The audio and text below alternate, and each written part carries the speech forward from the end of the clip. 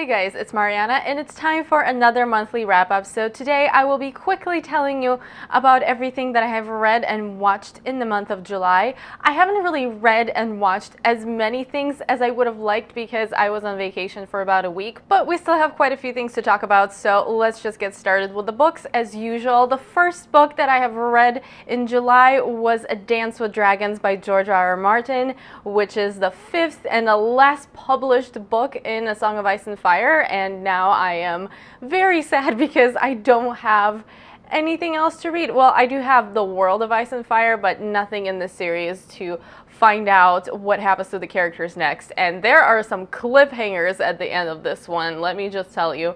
I did a full review of this on my blog, as well as I did a video on this channel talking about all 5 of the books that are currently available, so you can check that out for more information. But I gave this book 4 out of 5 stars. I thought it was very good. I liked it more towards the end than I did towards the beginning because I thought everything started happening towards the end. It wasn't very consistent. I kind of have the same comments about it as I did about A Feast for Crows, because there were some parts of it where I was kind of bored and some storylines that I wasn't as interested in, but in general I still love George R. R. Martin's writing and I love the world and I love most of the characters. I obviously can't tell you anything about the plot because this is book 5 in the series and talking about the plot would ruin the previous 4 books, but yeah, if you're caught up on the show, you know some of the cliffhangers at the end of this. There are more in this book, and the epilogue of this, oh my god, I could not believe that's how things ended, and now I have nothing to read and no way to find out what's next. After that, I read Firefight, which is book number 2 in the Reckoners series by Brandon Sanderson,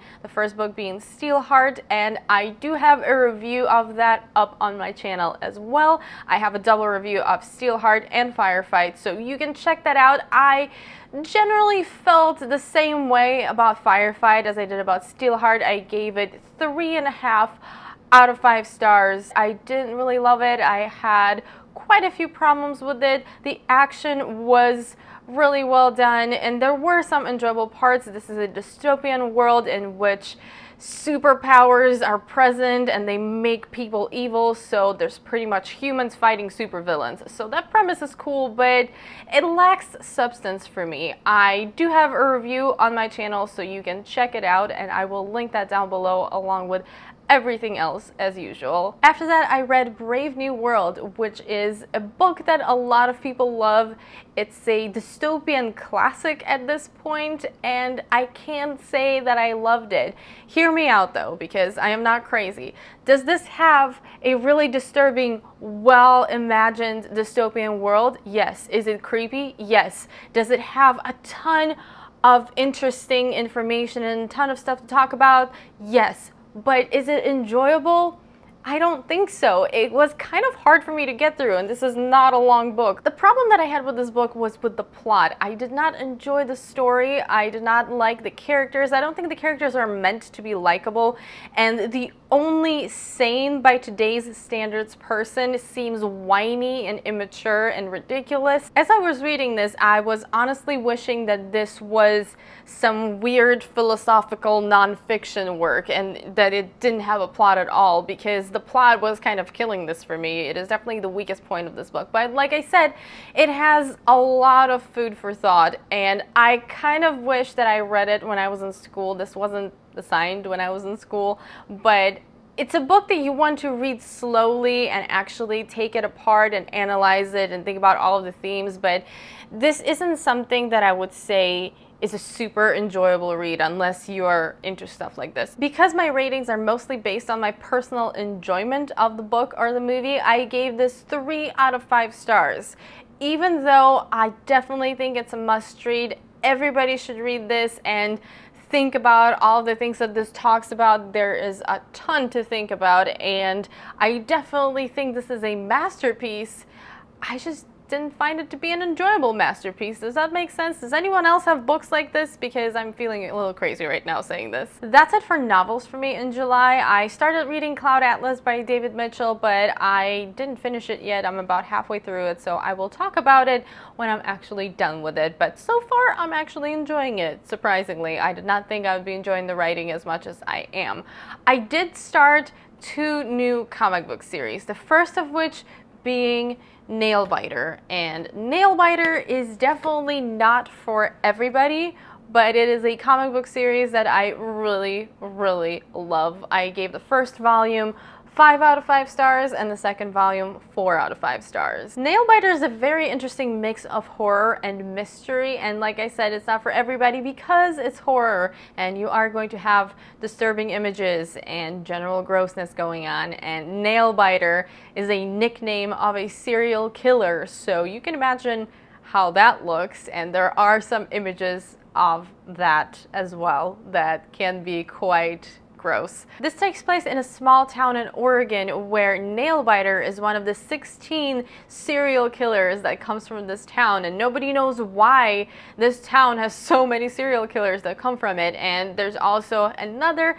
investigation going on of a missing person. I thought the story was very engaging and the way it was told was very engaging. As soon as I finished volume 1, I wanted to pick up volume 2, and when I was done with volume 2, I was sad because volume 3 has not come out yet. There are some single issues that are going to be in volume 3, but I'm going to wait until volume 3 comes out. And the art matches the story and the tone really well, so I'm a big fan of this series. The other comic book series that I started is Lazarus, and this is a dystopian comic book series which kind of confuses me because I'm not entirely sure what's going on at this point. I gave it 3.5 out of 5 stars for volume 1 because after reading the entire volume, I am still not entirely sure what a Lazarus is, and I feel like I should be, and I feel like there should be more setup or more information given to me, but there isn't. I'm interested enough to continue reading this, and I thought the dystopian setup of it was interesting. Basically,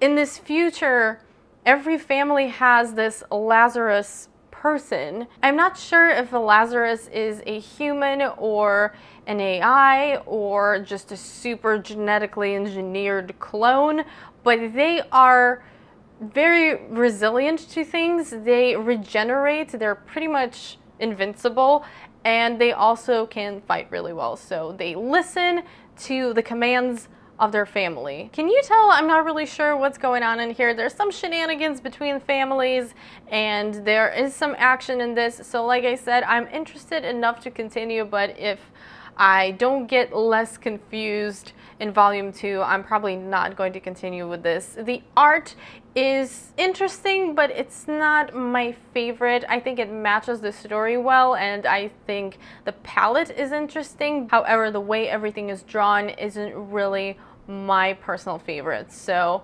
I'm on the fence about that as well. Moving on to movies, the first movie that I saw was Ant-Man with Paul Rudd, Michael Douglas, Evangeline Lilly, and I really enjoyed it. I gave it 4 out of 5 stars. I have a full review of this, so I am going to just leave it there. You can check out the review for more information. The next movie that I saw was Trainwreck with Amy Schumer and Bill Hader, and I was not the biggest fan of this movie, I'm not gonna lie. I thought it was going to be much better, especially after I heard people talking about it.